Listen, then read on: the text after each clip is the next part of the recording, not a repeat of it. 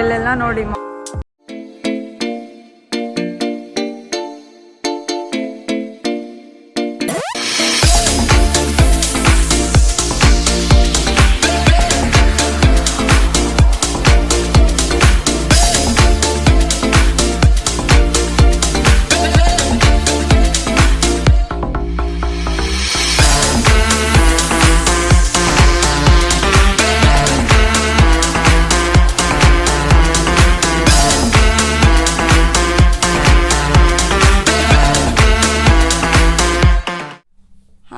Good morning ಎಲ್ಲರಿಗೂ.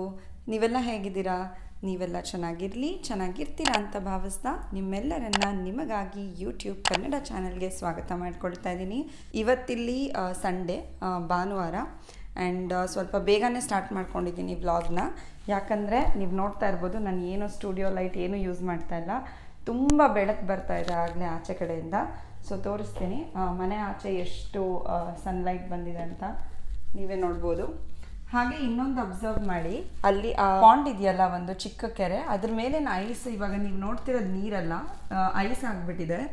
ನಿನ್ನೆ ತಾನೇ ಎಲ್ಲ ಸ್ನೋ ಕರಗಿ ನೀರಾಗಿತ್ತು, ಬಟ್ ರಾತ್ರಿ ಮತ್ತೆ ತುಂಬ ಟೆಂಪ್ರೇಚರ್ ಕಮ್ಮಿ ಆಗಿದ್ದರಿಂದ ಐಸ್ ಆಗಿಬಿಟ್ಟಿದೆ. ಬನ್ನಿ ಅದನ್ನು ಆಚೆ ಹೋಗ್ಬಿಟ್ಟು ನೋಡ್ಕೊಂಡು ಬರೋಣ. ನಿಮಗೆ ಕಾಣಿಸ್ತಿದೆಯಾ ಅಲ್ಲಿ? ಅದು ನೀರಲ್ಲ, ಐಸ್. ಹಾಗೆ ಮಧ್ಯದಲ್ಲಿ ಕ್ರ್ಯಾಕ್ಸ್ ಎಲ್ಲ ಕಾಣಿಸ್ತಾ ಇದೆ ನೋಡಿ. ಇದು ಬಂದ್ಬಿಟ್ಟು ನಮ್ಮದು ಬ್ಯಾಕ್ ಯಾರ್ಡು. ತುಂಬಾ ಚಳಿ ಇದೆ.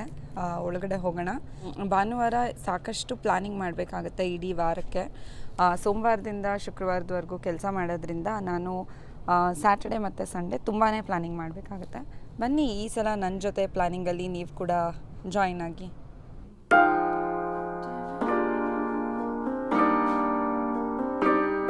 ಸಂಡೇ ಆಗಿರೋದ್ರಿಂದ ನಾನು ಫಸ್ಟ್ ರಾಗಿ ಗಂಜಿ ಕುಡ್ಕೊಂಡ್ಬಿಡ್ತೀನಿ. ಯಾಕಂದರೆ ಇವತ್ತು ನಾವು ಏನಾದರೂ ಸ್ಪೈಸಿಯಾಗಿ ಚೆನ್ನಾಗಿ ಮಾಡ್ಕೊಂಡು ತಿನ್ನಬೇಕಂತ ನಮಗೆ ತುಂಬಾ ಇಷ್ಟ ಇರುತ್ತೆ.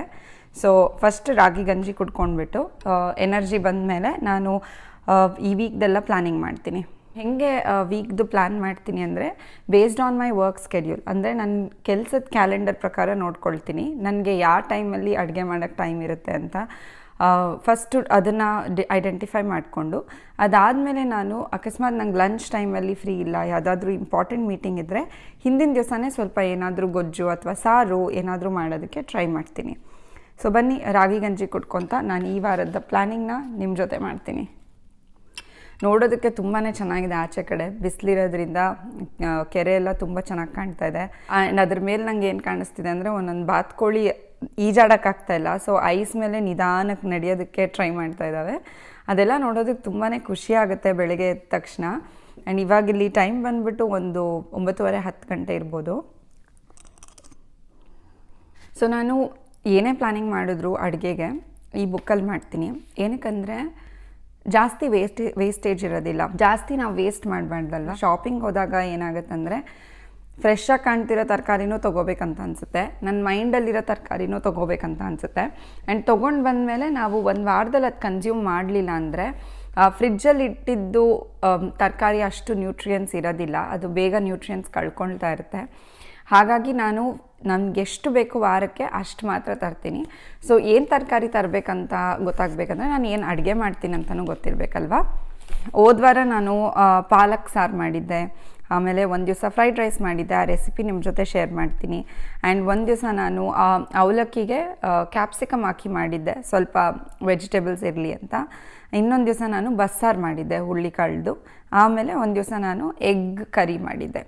ಸೊ ಈ ವಾರ ಅದನ್ನು ರಿಪೀಟ್ ಮಾಡೋದು ಬೇಡ, ಎವ್ರಿ ವಾರ ಅದನ್ನೇ ತಿಂದರೆ ಸ್ವಲ್ಪ ಬೋರ್ ಹೊಡಿಯುತ್ತಲ್ವ.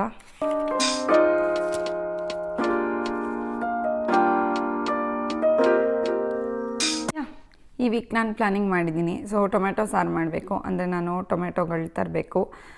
ಪನ್ನೀರ್ ಕರಿಗೆ ಪನ್ನೀರ್ ತರಬೇಕು, ಇಲ್ಲ ಮನೇಲೇ ಮಾಡೋದಕ್ಕೆ ಟ್ರೈ ಮಾಡ್ತೀನಿ. ಅದಾದಮೇಲೆ ಆಲೂಗಡ್ಡೆ ಮನೆಯಲ್ಲಿದೆ. ಪೊಂಗಲ್ ಮಾಡಬೇಕಂತ ಅಂದ್ಕೊಂಡಿದ್ದೀನಿ ಒಂದು ದಿವಸ. ಪೊಂಗಲಲ್ಲಿ ಹೆಸರು ಬೇಳೆ ಇರೋದ್ರಿಂದ ನಮ್ಮ ಬಾಡಿಗೆ ತುಂಬಾ ತಂಪಾಗುತ್ತೆ. ಸೊ ಹಾಗಾಗಿ ಒಂದು ದಿವಸ ಪೊಂಗಲ್ ಮಾಡ್ತೀನಿ. ಅದಕ್ಕೆ ಏನೇನು ಬೇಕೆಲ್ಲ ಮನೆಯಲ್ಲೇ ಇದೆ.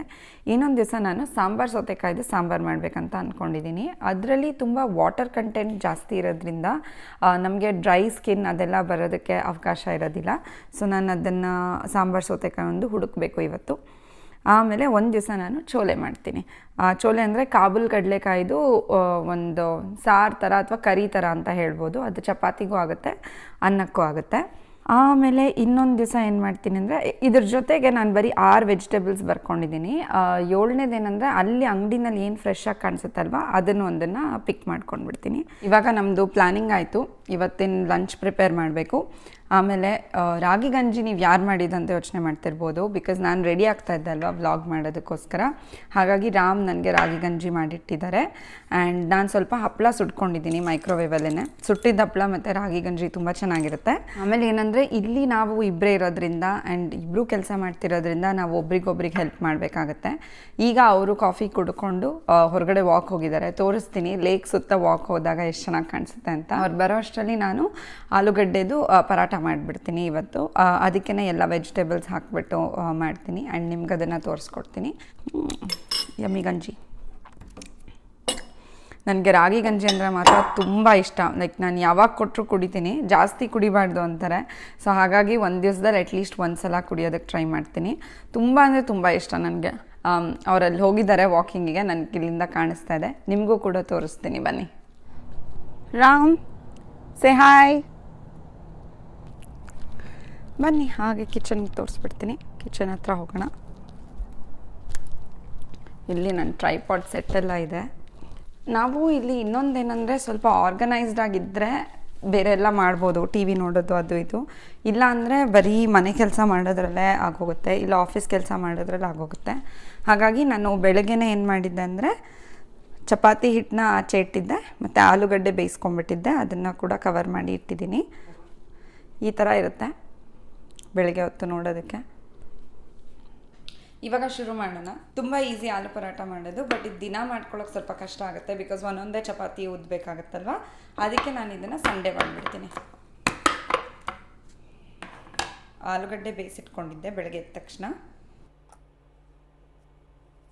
ಗೊತ್ತಾ, ನಾನು ಯಾವಾಗಲೂ ಹೇಗೆ ಟೈಮ್ ಬಾಕ್ಸ್ ಮಾಡ್ಕೊಳ್ತೀನಿ ಅಂದರೆ, ಇವಾಗ ಅವರು ವಾಕಿಂಗ್ ಹೋಗಿದ್ದಾರಲ್ಲ, ಅವ್ರು ಬರೋದ್ರೊಳಗಡೆ ಅಟ್ಲೀಸ್ಟ್ 2 ಪರಾಟಸ್ ರೆಡಿ ಇರಬೇಕು.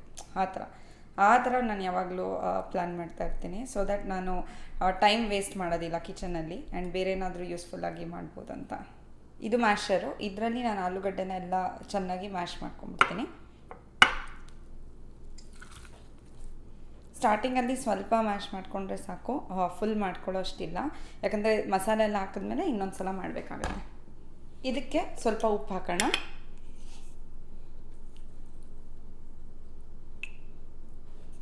ಸ್ವಲ್ಪ ಖಾರದ ಪುಡಿ,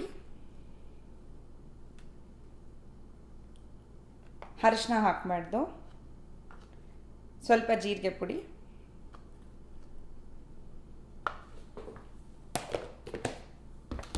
ಇದಕ್ಕೆ ಇಂಪಾರ್ಟೆಂಟ್ ಇಂಗ್ರೀಡಿಯೆಂಟ್ ಅಂದರೆ ಸ್ವಲ್ಪ ಅಜ್ವೈನ್ ಮತ್ತು ಜೀರಿಗೆನ ಜಜ್ಕೊಂಡು ಹಾಕಬೇಕು.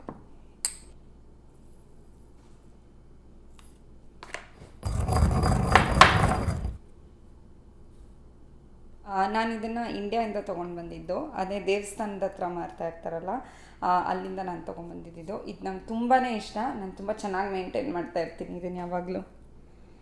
ಆಮೇಲೆ ನಿಮ್ಮ ಹತ್ರ ಆಮ್ಚೂರ್ ಪೌಡರ್ ಇದ್ದರೆ ಸ್ವಲ್ಪ ಆಮ್ಚೂರ್ ಪೌಡರ್ ಹಾಕಿ. ಇದಕ್ಕೆ ಸ್ವಲ್ಪ ಚಾಟ್ ಮಸಾಲ ಆ್ಯಂಡ್ ಸ್ವಲ್ಪ ಗರಂ ಮಸಾಲ. ಇದೆಲ್ಲ ಆದಮೇಲೆ ಇದಕ್ಕೆ ಸ್ವಲ್ಪ ಈರುಳ್ಳಿ ಹೆಚ್ಕೊಂಡು ಹಾಕ್ಬಿಡೋಣ. ಸೊ ಈರುಳ್ಳಿ ರೆಡಿದೆ. ಹಾಗೆ ಸ್ವಲ್ಪ ಒಂದು ಮೆಣಸಿನ್ಕಾಯಿ ಹಾಕಬೇಕು. ನಾನು ಮೆಣಸಿನ್ಕಾಯಿ ಎಲ್ಲ ಆಗಲೇ ತೊಟ್ಟು ಬಿಡಿಸ್ಕೊಂಡು ತೊಳೆದಿಟ್ಟಿರ್ತೀನಿ.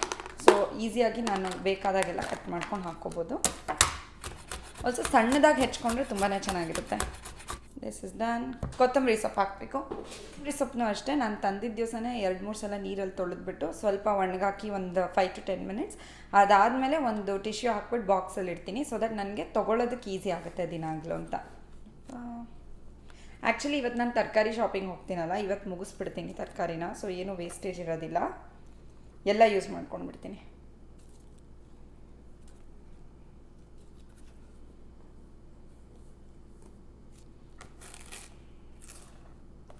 ಈ ಟಿಶ್ಯೂನ ನಾವು ಮತ್ತೆ ಕ್ಲೀನ್ ಮಾಡ್ಕೊಳ್ಳೋದಕ್ಕೆ ಯೂಸ್ ಮಾಡ್ಕೋಬೋದು, ಬಟ್ ಇದರಲ್ಲಿ ಸ್ವಲ್ಪ ಕೊಳ್ತೋಗಿರೋದ್ರಿಂದ ನಾನು ಇವತ್ತು ಯೂಸ್ ಮಾಡೋಕ್ಕಾಗೋದಿಲ್ಲ, ಬಿಸಾಕ್ಬಿಡ್ತೀನಿ.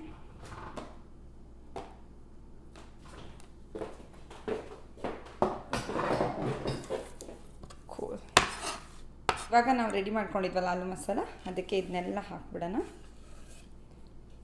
ಒಬ್ಬೊಬ್ಬರು ನಿಂಬೆಹಣ್ಣು ಕೂಡ ಹಾಕ್ತಾರೆ, ಬಟ್ ನನಗೆ ಅಷ್ಟೊಂದು ಹುಳಿ ಇದ್ದರೆ ಇಷ್ಟ ಆಗಲ್ಲ. ಅದಕ್ಕೋಸ್ಕರ ನಾನು ಡ್ರೈ ಮ್ಯಾಂಗೋ ಪೌಡರ್ ಹಾಕಿದ್ದೀನಿ. ಎಲ್ಲೆಲ್ಲಿ ನಿಮ್ಗೆ ಗಟ್ಟಿ ಕಾಣುತ್ತೆ ಅಲ್ಲೆಲ್ಲ ನೀವು ಮತ್ತೆ ಮ್ಯಾಶ್ ಮಾಡ್ಕೋಬೋದು ಪೊಟ್ಯಾಟೊ. ಹಾಗೆ ನಿಮಗೆ ಇನ್ನೂ ಫ್ಲೇವರ್ಫುಲ್ ಆಗಬೇಕಂದ್ರೆ ಕಸೂರಿ ಮೇಥಿ ಕೂಡ ಹಾಕ್ಬೋದು.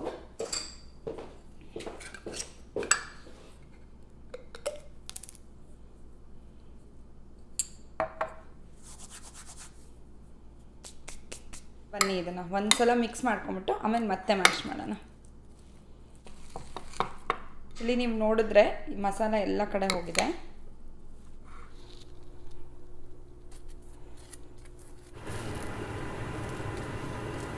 ಸೊ ಇವಾಗ ನೋಡಿ 2 ಪರಾಠ ರೆಡಿ ಆಗಿದೆ. ಇದಕ್ಕೆ ನಾವು ಕೆನೆ ಇರುವಂಥ ಮೊಸರು ಹಾಕ್ಕೋಬೇಕು. ಮನೆಯಲ್ಲೇ ಮಾಡಿರೋ ಮೊಸರು ಇದು. ಆ್ಯಂಡ್ ಇದರ ಜೊತೆಗೆ ಪಂಜಾಬಿ ಪಿಕಲ್ ಚೆನ್ನಾಗಿ ಬರುತ್ತೆ ಇದರಲ್ಲಿ. ಇಲ್ಲಾಂದರೆ ಬೆಂಗಳೂರಲ್ಲಿ ಮಾಡ್ತಾರಲ್ಲ ಮಾವಿನಕಾಯಿ, ಅದೂ ಚೆನ್ನಾಗಿರುತ್ತೆ. ಬಟ್ ಪಂಜಾಬಿ ಪಿಕಲ್ ಮಾತ್ರ ಇದ್ರ ಜೊತೆ ತುಂಬಾ ಚೆನ್ನಾಗಿರುತ್ತೆ. ಇದು ನಮ್ಮ ಸಂಡೇ ಬ್ರಂಚ್, ಅಂದರೆ ಬ್ರೇಕ್ಫಾಸ್ಟ್ ಮತ್ತು ಊಟ ಒಟ್ಟಿಗೆ ತಿನ್ನೋದಕ್ಕೆ ಬ್ರಂಚ್ ಅಂತ ಕರೀತಾರೆ. Weekend shopping time. ರಾಮ್ಗೆ ಸ್ವಲ್ಪ ಆ್ಯಕ್ಟಿವ್ ವೇರ್ ಬೇಕಿತ್ತಂತೆ. ಸೊ ನನಗೆ ಸ್ವಲ್ಪ ಗ್ರಾಸರೀಸ್ ಬೇಕಿತ್ತು. ಇನ್ನೇನಿರುತ್ತೆ ನಮಗೆ ಅಡುಗೆ ಮಾಡೋದು, ತರಕಾರಿ ಏನು ತೊಗೊಳ್ಬೇಕು ಅದೇ ಜಾಸ್ತಿ ಇರುತ್ತಲ್ವ. ಸೊ ತರಕಾರಿ ಎಲ್ಲ ತೊಗೊಂಡು ಸ್ವಲ್ಪ ಟ್ಯುಲಾಲಿಪ್ ಮಾಲ್ಗೆ ಹೋಗಿ, ಇಲ್ಲೊಂದು ಮಾಲ್ ಇದೆ ಔಟ್ಲೆಟ್ ಮಾಲ್ ಅಂತ. ಅಲ್ಲಿ ನಮಗೆ ಈ ನೈಕಿ ಔಟ್ಲೆಟ್ ಸ್ಟೋರ್ ಅಂತ ಇರುತ್ತೆ ನೋಡಿ ಇಂಡಿಯಾನಲ್ಲಿ, ಸ್ವಲ್ಪ ಕಮ್ಮಿ ರೇಟಿಗೆ ಸಿಗುತ್ತಲ್ವ ಎಲ್ಲ, ಆ ಥರ ಒಂದು ಅಂಗಡಿ ಇದೆ. ಅಲ್ಲಿಗೆ ಹೋಗೋಣ ಅಂತ ಹೊರಡ್ತಾ ಇದ್ದೀವಿ. ಟ್ಯುಲಾಲಿಪ್ ಮಾಲ್ಗೆ ಹೋಗೋಣ ಆ್ಯಂಡ್ ಅಲ್ಲಿಂದ ತರಕಾರಿ ತೊಗೊಂಡು ಬರೋಣ. ಲೆಟ್ಸ್ ಗೋ ಹೊರಡ್ತಾ ಇದ್ದೀವಿ ಇವಾಗ. ಇಲ್ಲಿ ನೋಡಿ ಮೇಲ್ಗಡೆ ನೋಡಿದ್ರೆ ನಿಮ್ಗೆ ಅನಿಸುತ್ತೆ ರಾತ್ರಿ ಆಗಿರೋ ಥರ ಇದೆ ಅಂತ. ರಾತ್ರಿ ಆಗಿಲ್ಲ, ಜಸ್ಟ್ 4 ಗಂಟೆಗೆ ಈ ಥರ ಆಗೋಗಿದೆ ಇಲ್ಲಿ ವೆದರು. ಹೋಗ್ತಾ ಹೋಗ್ತಾ ನೀವು ನೋಡ್ತೀರಾ 9:30 ಆದ್ರೂ ಸನ್ಸೆಟ್ ಆಗಲ್ಲ. ಒಂಥರ ವಿಚಿತ್ರವಾಗಿದೆ ಇಲ್ಲಿ ವೆದರ್ ಬಂದ್ಬಿಟ್ಟು. ಸೊ ನಾವು ಆದಷ್ಟು ಬೇಗ ಹೋಗಿ ಮನೆಗೆ ಬಂದು ನಾಳೆಗೆಲ್ಲ ರೆಡಿ ಆಗಬೇಕು ನೆಕ್ಸ್ಟ್ ವೀಕಿಗೆ. ಇನ್ನೊಂದೇನೆಂದರೆ, ನಾವು ಮುಂಚೆ ರೆಂಟೆಡ್ ಮನೆಯಲ್ಲಿದ್ದಾಗ ಈ ಥರ ಮಾಲ್ಸ್ ಎಲ್ಲ ತುಂಬ ದೂರ ಇರುತ್ತೆ. ಯಾಕಂದರೆ ಅವರು ತುಂಬ ಅಂಗಡಿಗಳನ್ನ ಇಟ್ಟಿರ್ತಾರೆ ಆ್ಯಂಡ್ ಜಾಸ್ತಿ ದೊಡ್ಡ ಜಾಗ ಇರುತ್ತೆ. ಹಾಗಾಗಿ ನಾವು ಒಂದು 2 ಅವರ್ ಅಟ್ಲೀಸ್ಟ್ ಹೋಗಬೇಕಿತ್ತು ಕಾರಲ್ಲಿ.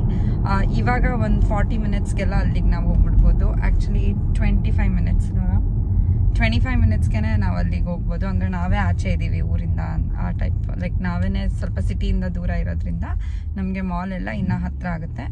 ಸ್ವಲ್ಪ ವೀಕೆಂಡಲ್ಲಿ ಬೇಗ ಕೆಲಸನ ಮುಗಿಸ್ಕೊಂಡು ಮನೆಗೆ ಹೋಗ್ಬಿಡ್ಬೋದು.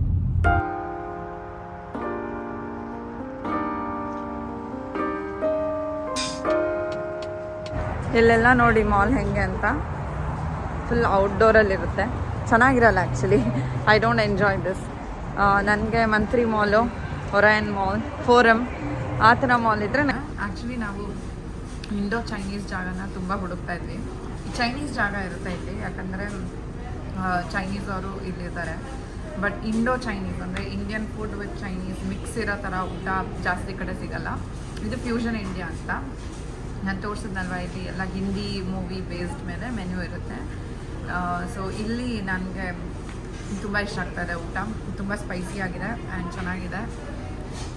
ಆ್ಯಂಡ್ ನಮ್ಮ ಇಂಡಿಯನ್ ಊಟ ಚೈನೀಸ್ ಊಟ ಎರಡೂ ಮಿಕ್ಸ್ ಮಾಡ್ದಂಗೆ ಬೆಂಗಳೂರಲ್ಲಿ ಸಿಗುತ್ತಲ್ಲ ಆ ಥರ ಇದೆ. ಶಾಪಿಂಗ್ ಎಲ್ಲ ಆಯಿತು. ನಾನು ಹೇಳಿದ್ನಲ್ವ ತರಕಾರಿ ಎಲ್ಲ ತೊಗೊಂಬರ್ಬೇಕಿತ್ತು, ಪನ್ನೀರ್ ತೊಗೊಂಬರ್ಬೇಕಿತ್ತು. ಬಂದು ಇವತ್ತಿನ ದಿನ ಆಯಿತು ಅಂತ ಅಂದ್ಕೊಳ್ತಾ ಇದ್ದೆ. ಅಷ್ಟರಲ್ಲೇ ನಂಗೆ ಜ್ಞಾಪಕ ಆಯಿತು, ಈ ವಾರಕ್ಕೆ ನಾನು ವೀಡಿಯೋ ಮಾಡ್ತಾ ಏನು ಹಣ್ಣು ತಿನ್ಬೇಕಂತಲೇ ನಾನು ಮಾರ್ಕ್ ಮಾಡ್ಕೊಂಡು ಇಟ್ಕೊಂಡಿರಲಿಲ್ಲ. ಸೊ ಹಾಗಾಗಿ ಇವಾಗ ದಾಳಿಂಬ್ರೆ ಹಣ್ಣನ್ನ ಬಿಡಿಸ್ತಾ ಇದ್ದೀನಿ. 2 ದಾಳಿಂಬ್ರೆ ಹಣ್ಣು ಬಿಡಿಸಿದ್ರೆ 4 ದಿವಸಕ್ಕಾಗುತ್ತೆ. ಆ್ಯಂಡ್ ಅದಾದಮೇಲೆ 2 ದಿವಸ ಆ್ಯಪಲ್ ಇದೆ, ಅದನ್ನು ತಿನ್ಕೋಬೋದು. ಆಮೇಲೆ ಡ್ರೈ ಫ್ರೂಟ್ಸ್ ಇದೆ, ಅದನ್ನು ತಿನ್ಕೋಬೋದು. ಸೊ ನೀವು ಈ ವಾರಕ್ಕೆ ಏನಂತ ಪ್ಲ್ಯಾನ್ ಮಾಡಿದ್ದೀರಾ? ಒಂದ್ಸಲ ಪ್ಲ್ಯಾನ್ ಮಾಡಿ ನೋಡಿ ನಿಮಗೆ ಎಷ್ಟು ವೆಜಿಟೇಬಲ್ ವೇಸ್ಟೇಜ್ ಮಿಕ್ಕುತ್ತೆ ಅಂತ.